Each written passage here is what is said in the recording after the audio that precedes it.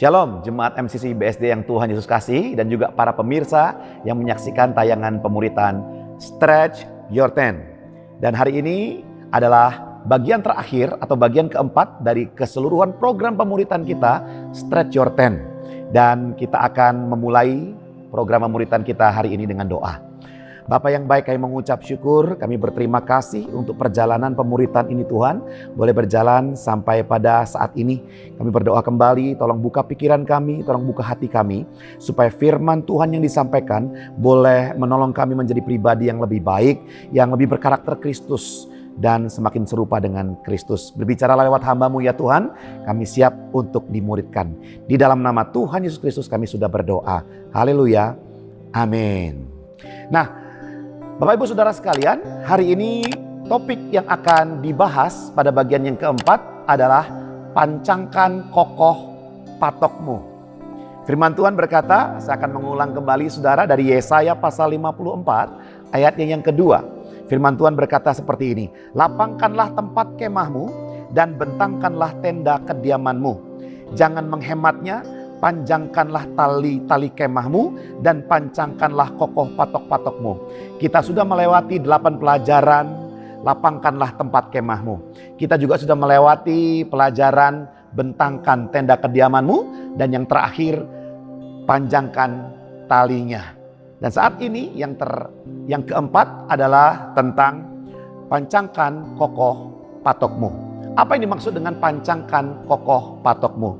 Tentunya ketika Anda mempunyai pengalaman untuk membuat tenda bagi keluarga Anda atau sedang liburan atau Anda sedang camping di luar sana, maka kalau Anda punya patok terbuat dari besi, lebih kuat daripada patok jika dari kayu. Dan ketika patoknya kita tancapkan ke dalam tanah, maka makin dalam, makin menancap, maka makin kuatlah tenda itu. Sehingga tenda itu akan kuat dari goncangan, terpaan angin, dan bahkan mempunyai ketahanan yang lama untuk menjadi tempat peristirahatan dan tempat perlindungan buat kita semuanya. Nah, lalu pertanyaannya adalah, apa yang akan kita lakukan bersama-sama lewat 8 pelajaran bagian terakhir dari Stretch Your Tent ini? Nah, kita akan membahas ada 3 cara bagaimana supaya Anda dan saya di tahun ini kita bisa untuk menancapkan atau pancangkan kokoh patok kehidupan rohani kita. Sehingga kita tidak tergoncangkan, tidak tergoyangkan. Dan apapun yang terjadi dalam kehidupan kita, kita tetap setia kepada Kristus. Mari kita lihat yang pertama. Bagaimana caranya untuk kita kokohkan patok kehidupan kerohanian kita. Yang pertama adalah mempererat persekutuan kita dengan Tuhan. Ya saudara, di akhir zaman ini perhatikan baik-baik. Kita perlu mendekatkan diri terus kepada Tuhan. Kita perlu terhubung, terkoneksi dengan Tuhan. Jangan jauhi Tuhan. Kita perlu mulai menyadari bahwa ada banyak hal yang di luar kemampuan kita. Mungkin ada banyak hal yang dulu kita pikirkan bisa kita lakukan. Tidak mungkin terjadilah. Aku pasti bisa mengatasinya. Ternyata kita tahu semua pandemi merubah semua tatanan kehidupan kita. Bahkan apa yang kita alami hari ini COVID-19 melunturkan kepercayaan diri kita. Mereka orang yang percaya diri tidak lagi bisa percaya dengan dirinya. Oleh karena itu saudara, saya mengajak kita untuk mulai mempercayakan diri kita kepada Tuhan. Percaya kepada Tuhan. Firman Tuhan berkata kepada kita dalam Yesaya pasal 40 ayat ke-31. Dikatakan demikian. Tetapi orang-orang yang menanti-nantikan Tuhan mendapat kekuatan yang baru. Mereka seumpama raja wali yang naik terbang dengan kekuatan sayapnya. Mereka berlari dan tidak menjadi lesu. Mereka berjalan dan tidak menjadi lelah. Bahkan firman Tuhan berkata tidak pingsan, ya, bahasa King James Version, not faint. Jika Anda ingin tetap teguh, kuat, kokoh dalam kehidupan iman Anda, maka kita perlu menanti-nantikan Tuhan setiap hari. Apa yang dimaksud dengan menanti-nantikan Tuhan? Kalau saya pelajari dari bahasa aslinya, maka makna menanti-nantikan Tuhan itu ada 3. Yang pertama, to wait. Ya, wait atau menunggu. Nah, perhatikan baik-baik Bapak Ibu Saudara sekalian, kalau kita menunggu sesuatu, kita antri ya, atau kita menunggu makanan, di sebuah restoran yang kita sudah pesan. Kita menunggu pesawat datang, kapan saya bisa naik. Saudara, menunggu kadang-kadang seperti sebuah aktivitas yang tidak disukai. Karena di situ, kayaknya lama ya, kalau bisa cepat begitu ya. Tapi saudara, ternyata menunggu juga bisa menjadi sebuah aktivitas yang disenangi. Kenapa? Tergantung kepada apa yang sedang kita tunggu. Kalau kita menunggu antrian untuk membayar sesuatu, pasti melelahkan. Tapi kalau kita menunggu, saat itu kita sedang pacaran, menunggu pacar kita siap untuk kita pergi makan malam, tentunya berbeda saudara. Apalagi di sini konteksnya kita menunggu kehadiran Tuhan. Menanti-nantikan Tuhan berbicara kepada kita. Menunggu apa yang Tuhan mau sampaikan kepada kita. Menunggu janji Tuhan yang akan Tuhan sampaikan kepada kita. Tentunya ini proses yang perlu kita lewati. Menanti-nantikan bicara tentang to wait, menunggu. Yang kedua bukan hanya to wait tetapi look for, mencari. Ya saudara, kita bukan hanya menunggu Tuhan berbicara kepada kita, tetapi kita mencari. Ada kesungguhan, ada keseriusan, ada prioritas yang kita berikan terhadap aktivitas ini. Dan yang terakhir dikatakan hope atau berpengharapan. Jadi menanti-nantikan Tuhan ada 3 unsur di dalamnya, yaitu kita menunggu, kita mencari, dan kita mengharapkan. Apa yang kita tunggu, apa yang kita cari, dan apa yang kita harapkan? Tentunya saudara, kekuatan yang datang daripada Tuhan. Kita menunggu, kita mencari, bahkan kita berharap, oh Tuhan, apa yang harus aku lakukan? Firman apa yang kau mau bukakan kepadaku? Apa yang ingin kau tegaskan lewat firman-Mu atas janji-janji yang pernah kau ucapkan? Mari saudara, kita menanti-nantikan Tuhan. Ini bicara sebuah proses kesengajaan, kesungguhan, keseriusan untuk kita benar-benar mendatangi Tuhan setiap hari. Dan dikatakan engkau akan mendapat kekuatan yang baru. Kata mendapat di situ bahasa Inggrisnya renew. Artinya apa? Memperbaharui. Renew your strength. Memperbarui kekuatan Anda. Dan bicara tentang memperbarui, di situ dikatakan ada seumpama Raja Wali. Saudara, renew your strength diumpamakan seperti Raja Wali. Kenapa Raja Wali? Ternyata Raja Wali rata-rata hidupnya 70 tahun. Namun ternyata 70 tahun ini terdiri dari apa? Terdiri dari 40 tahun ditambah 30 tahun. Apa maksudnya? Maksudnya begini. Ketika usia 40 tahun, maka Raja Wali harus renew their strength. Harus mengalami pembaharuan di dalam dirinya. Ini krusial. Jika pembaharuan ini tidak dijalani, maka 30 tahun bonus selanjutnya tidak akan pernah dilewati. Apa yang dilakukan oleh Raja Wali ketika berusia 40 tahun? Maka dia akan terbang cari sarang yang paling tinggi di tebing. Karena paruhnya mulai bengkok sampai ke leher, dia tidak bisa makan, dia akan mati. Maka dia akan patahkan paruhnya. Dengan cara apa? Membentur-benturkan paruhnya ke batu-batu yang ada di situ. Dan ini proses yang menyakitkan. Sampai akhirnya tumbuh paruh yang baru. Setelah itu langkah yang kedua, dia mulai mencabut kuku cengkeraman kakinya yang sudah mulai tumpul, tidak bisa untuk menerkam mangsa. Maka dicabut dengan paruh yang baru, setiap kuku demi kuku dicabut. Proses yang menyakitkan juga. Setelah kukunya tumbuh, maka proses yang ketiga, dia mencabut bulu-bulu yang mulai tidak lagi baik, tidak lagi bagus kualitasnya. Dia mulai cabut semua bulu-bulunya sampai akhirnya tumbuh lagi. Proses renew ini ternyata apa? Bisa saja menyakitkan, tidak menyenangkan dan tidak mengenakan. Namun demikian, kita lakukan terus-menerus. Kita mau tunggu Tuhan. Apapun teguran yang Tuhan berikan, ajaran apapun yang Tuhan berikan kepada kita lewati bersama-sama. Yang pertama, kunci, pancangkan kokoh patokmu adalah apa? Nanti-nantikan Tuhan, pererat hubungan kita dengan Dia. Yang kedua, memperdalam pemahaman kita akan firman Tuhan. Saya mendorong kita semuanya untuk bukan hanya melakukan aktivitas membaca firman Tuhan, tetapi lebih kepada memahami firman Tuhan lebih mendalam. Ya, kenapa? Karena seperti yang kita belajar bersama-sama, kita mau supaya jemaat Tuhan itu bukan menafsirkan firman Tuhan seenaknya, tetapi memahami kebenaran sebenarnya dari firman Tuhan. Firman Tuhan berkata 2 Timotius 4 ayat yang ketiga dikatakan begini, ini peringatan buat kita semua. Di akhir zaman akan terjadi apa? Karena akan datang waktunya orang tidak dapat lagi menerima ajaran sehat, tetapi mereka akan mengumpulkan guru-guru menurut kehendaknya untuk memuaskan keinginan telinganya.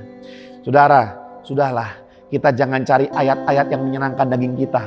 Kita jangan cari ayat-ayat yang hanya memuaskan nafsu kita. Atau bahkan lebih parahnya lagi, Anda mencari ayat-ayat yang membenarkan kesalahan sebenarnya yang Anda lakukan. Jangan kita menggunakan konteks diri sendiri. Kita paksakan Alkitab untuk mendukung, mensupport apa yang kita lakukan. Padahal itu salah. Mulai kita memahami firman Tuhan, bukan menafsirkan. Memahami bicara apa, kita melakukan sebuah penelaah. Ya, kita lihat secara literasinya, apakah firman Tuhan kata-katanya artinya apa. Kemudian kita juga mempelajari latar belakangnya, kita mempelajari konteksnya, kita lihat pasal sebelumnya, pasal setelahnya, kita melihat konteks atau ayat konten yang sama yang diucapkan di ayat lainnya. Jadi saya tidak bicara bahwa kita harus menjadi mahasiswa teologi.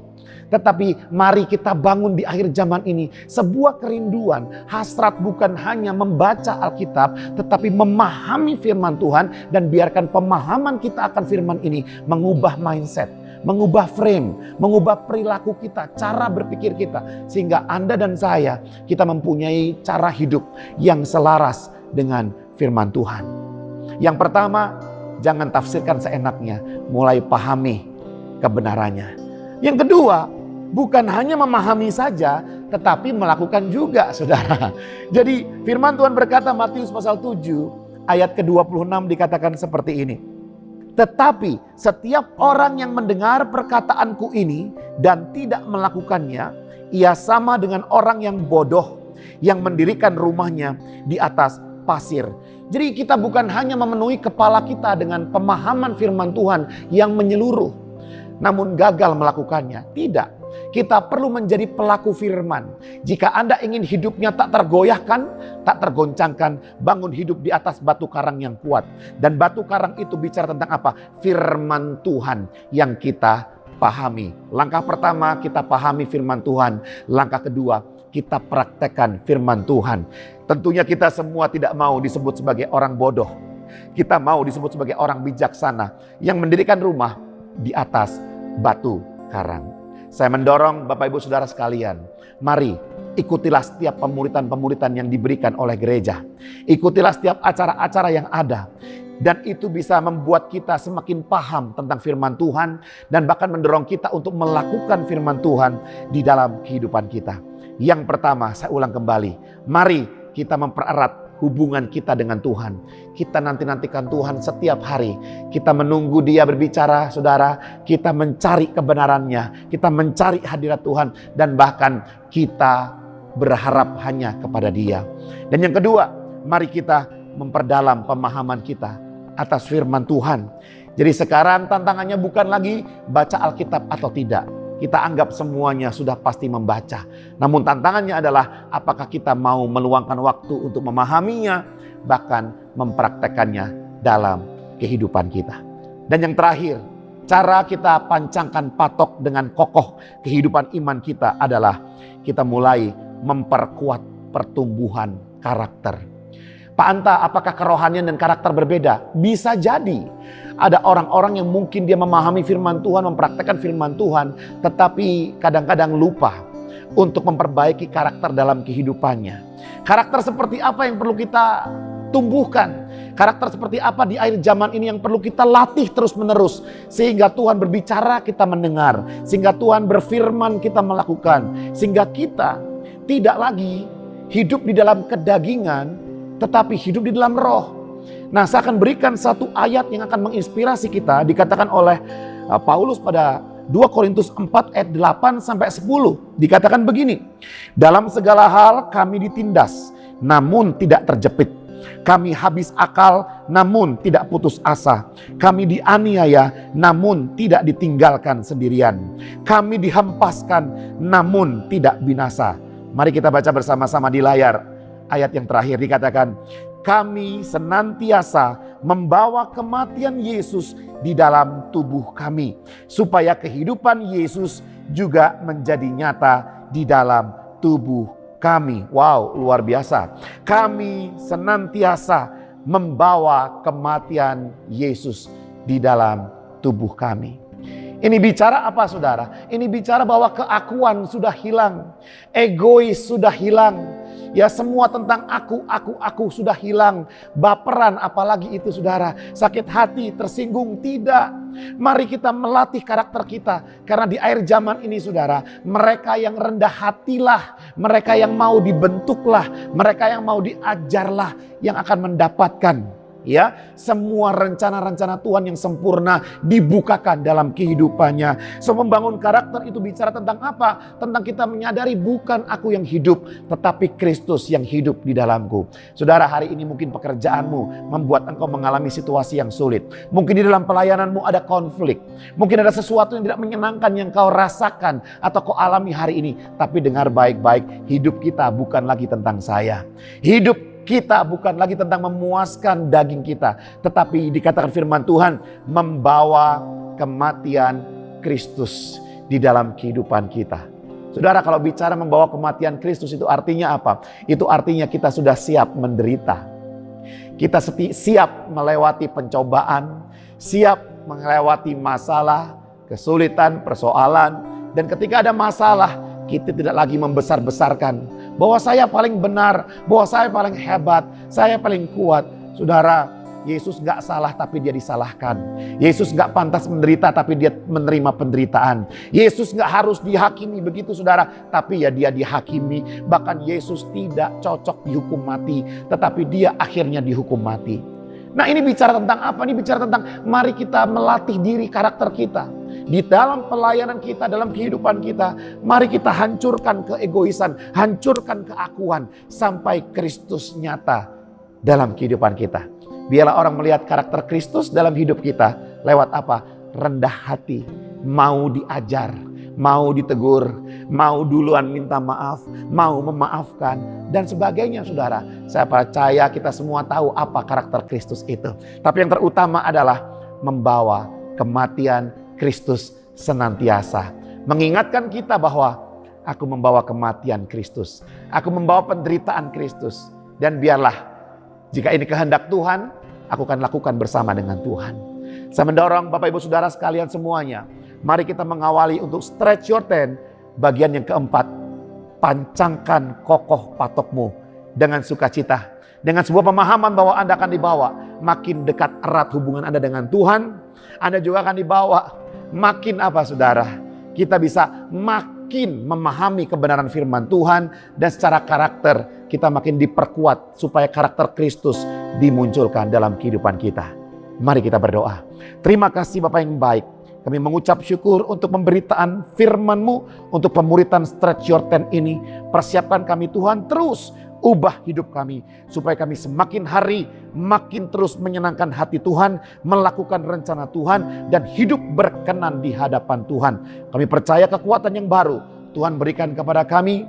Pemulihan yang baru Tuhan berikan kepada kami. Bahkan kesembuhan fisik juga Tuhan berikan kepada kami tatkala kami belajar firman Tuhan. Terima kasih Bapa, kami serahkan firman-Mu dalam tangan-Mu. Di dalam nama Tuhan Yesus Kristus kami mengucap syukur. Haleluya. Amin. Jika Anda ingin terus mendapatkan materi pemuritan Stretch Your Tent, silakan Anda subscribe di YouTube channel kami MCC BSD. Anda juga bisa memberikan like dan Anda bisa share kepada teman, kerabat, keluarga yang Anda yakin pasti bisa memberkati kehidupan mereka. Tuhan Yesus memberkati.